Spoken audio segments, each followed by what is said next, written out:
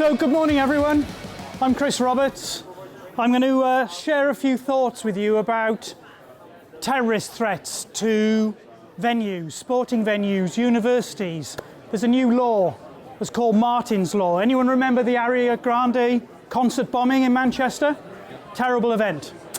And there's been a campaign for the last number of years to put more accountability into place for venues. So I'm going to talk you through my view about this new regulation and the digital part it plays.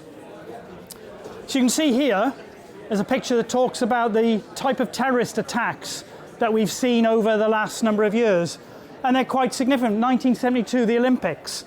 The 2013 Boston Marathon. Now I was actually at the same spot cafe where the Boston bomb went off exactly a week before during a work trip.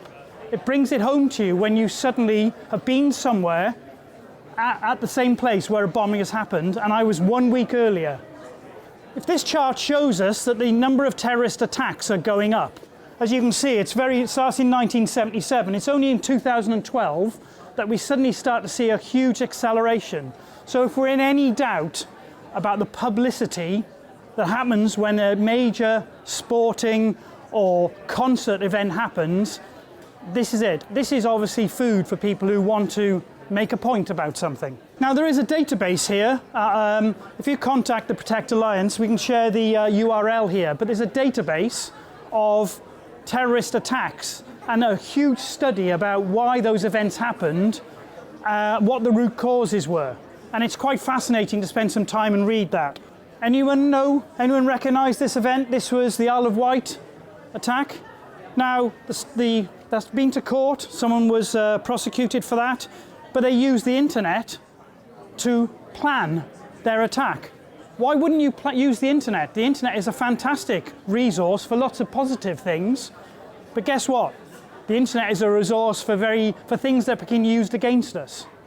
For me, the internet, it's like a car, okay? A car in the hands of most people is a very useful tool. In the hands of a maniac, it's a killing machine, isn't it?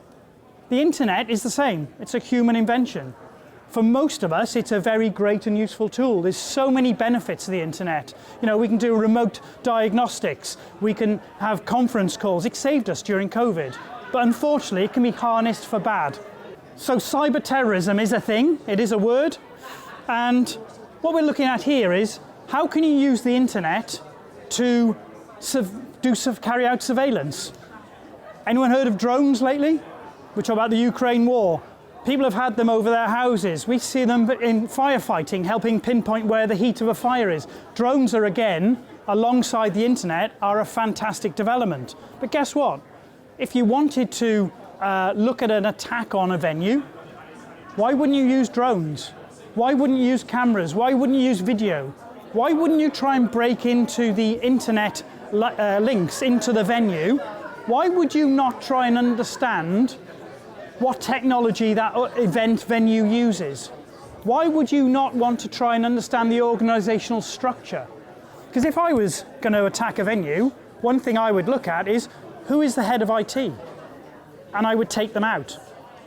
So there's a huge, and this information may be available about someone's organization on the internet. Deliberately, because you think you're doing a good thing, but accidentally these things get out into the digital world. So this new regulation, this terrorism bill, it provides for a number of new things. It provides for risk assessments, mitigation measures. You can read these yourself. Training exercises, collaboration, public communication, senior management oversight. What struck me when I look at these is businesses should be doing this anyway, but what it does, it just formalizes it around putting in more measures around protecting a venue and ultimately the people who are attending that venue from a terrorist attack. What surprised me was before this came in, or before this comes in, a venue doesn't have any responsibility to prevent those attacks. Now it does. So for me, there are two areas. There's the physical aspects of protecting a venue, and there are the digital aspects, and there's some common threads. So we're looking at vehicle barriers. You've seen that the gentleman presented just before me, such incredible technology. We've got security guards, that's the vigilance bit. I've done security guarding in the past around the Millennium Stadium in Cardiff. You know, trying to identify people that might have things on them that could be used for a nefarious purpose. CCTV. South Wales Police put technology up around the Millennium Stadium a number of years ago and then were challenged by the ICO about the use of the technology because it was using facial recognition. And getting these things right in balance is a challenging thing. But physical prevention is one aspect. Electronic prevention. This is looking at the digital infrastructure. Is it possible for someone to breach that digital environment for a venue like this? Is it possible for someone to get in? Now we're dealing with a data breach of a large sporting organisation right now. One person's email account was compromised and they got into their whole infrastructure. So all of the security they built around their business is suddenly null and void, because now, by one person's email account being compromised, the attackers are in. Now in this case, they don't own a venue. So, you know, they've still got major damage to worry about, they've got major issues to worry about. Data sharing.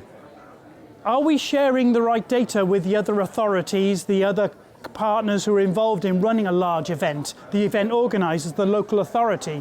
Are we getting information for them that will allow us to protect this event or this venue? And supply chains. A venue like this will have hundreds of suppliers. Millennium Stadium will have hundreds of suppliers.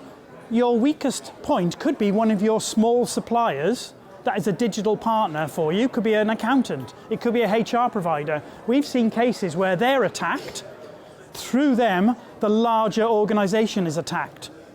So these venues need to start looking at their supply chains more, and we know that's a huge weakness anyway. And running through all of this, education, training, running exercises to prove that the policies and procedures we have in place actually will work when we actually need them to work. Accountability.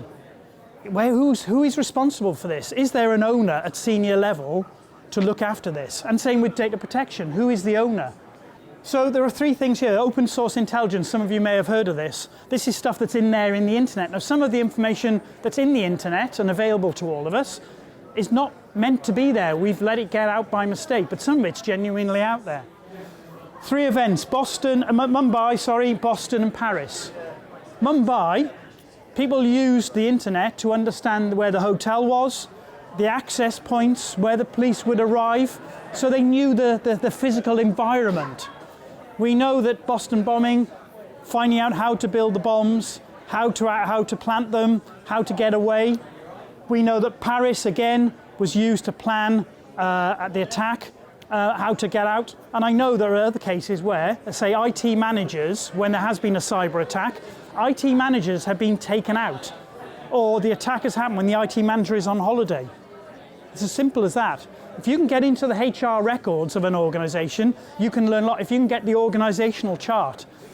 People put stuff on Facebook that they really shouldn't put on Facebook, but that's good policies and procedures can prevent that. So protecting data is really, really important if we're going to protect venues. It's the personal data of staff and clients and customers. Commercially sensitive data, most organisations care more about protecting commercially sensitive data, but the honest answer is, it all sits on the same digital infrastructure. If you've got a hole in your digital infrastructure, you've got a weakness that can be exploited by hackers, then guess what? They're going to exploit the personal data, the organisational data as well. And ultimately, if you could get hold of the information about the digital infrastructure, the network that's used by the venue, guess what? If you can then go on the internet, you can find the weaknesses in those pieces of technology.